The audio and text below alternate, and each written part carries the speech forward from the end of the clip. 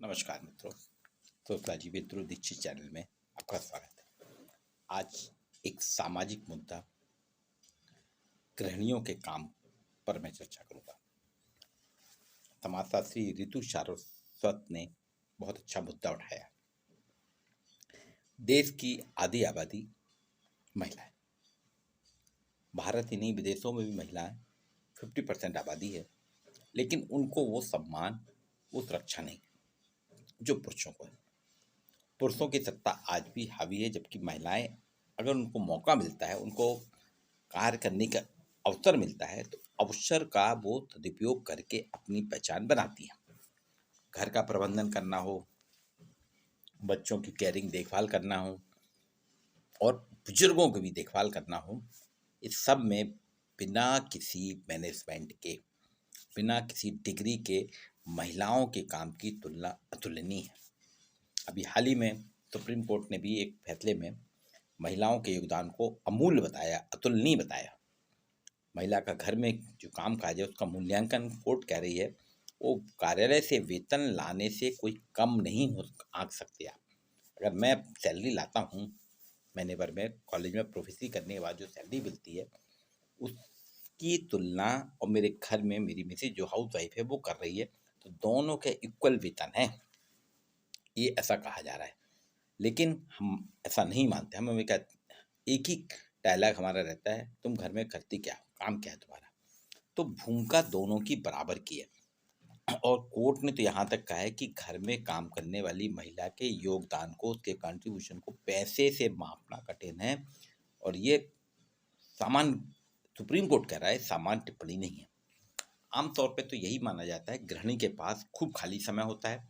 घर का प्रबंधन करना, जब बच्चों का पालन पोषण करना और बुजुर्गों की देखभाल करने जैसे कार्यों को अक्सर हम रिजेक्ट कर देते हैं, खारिज कर देते हैं। बोले इसमें क्या है, बुजुर्ग तो अपने आप रह रहे हैं, उनको आपने चाय दे दी, बच्चे भी अपने आप सीख ही जाते हैं, खाना बना लिए, कपड़े धो लिए, ऐसे वगैरह वगैरह, और कुछ नहीं। लेकिन अगर आज हम देखें, महिलाओं के इन कार्यों का महत्व बहुत ही अतुलनीय है, बहुत ज़्यादा है, कम नहीं है।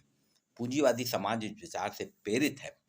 वास्तव में जो पूंजीवादी समाज है उसका कहना है कि किसी भी कार्य का मूल्यों का आकलन तभी जो है जब वो प्रत्यक्ष अर्थ अर्जन से जुड़ा हो।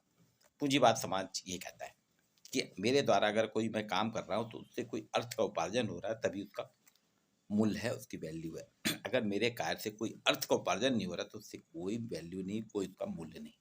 ये पूंजीवादी अर्थव्यवस्था में कर दिया। जैसे मैं कॉलेज में पढ़ाने जाता हूँ तो मेरी सैलरी फिक्स है, 7वें वेतनमान के तहत यूजीसी ने तय करा, मध्य प्रदेश सरकार उसमें दे रही, तो मैंने काम किया, मेरा उपार्जन हो रहा।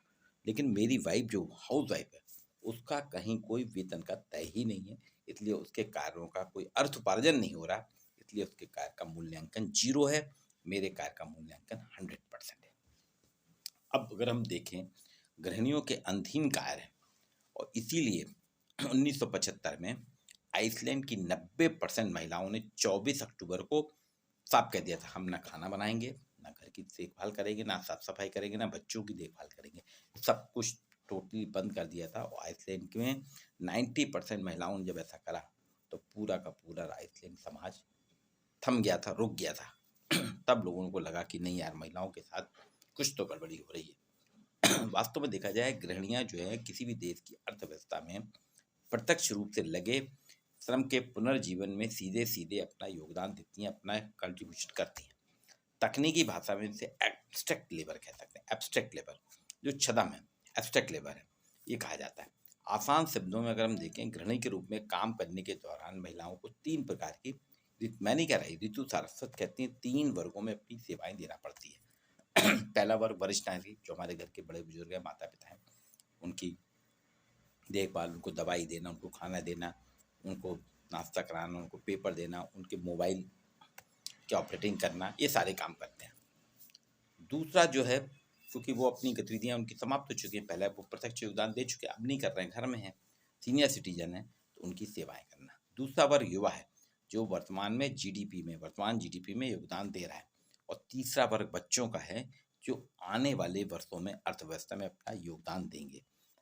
अगर इन तीनों का अगर देखा जाए तो ऐसा एसबीआई की एकोरेप की ताज़ा रिपोर्ट बताती है, गृहिणी के कार्य की आर्थिक गणना अगर कर ली जाए तो उसका योगदान सालाना जो 22.7 लाख करोड़ रुपए है, जो कि देश की जीडीपी का 7.5% है। और अब हम देते हैं क्या है उनको?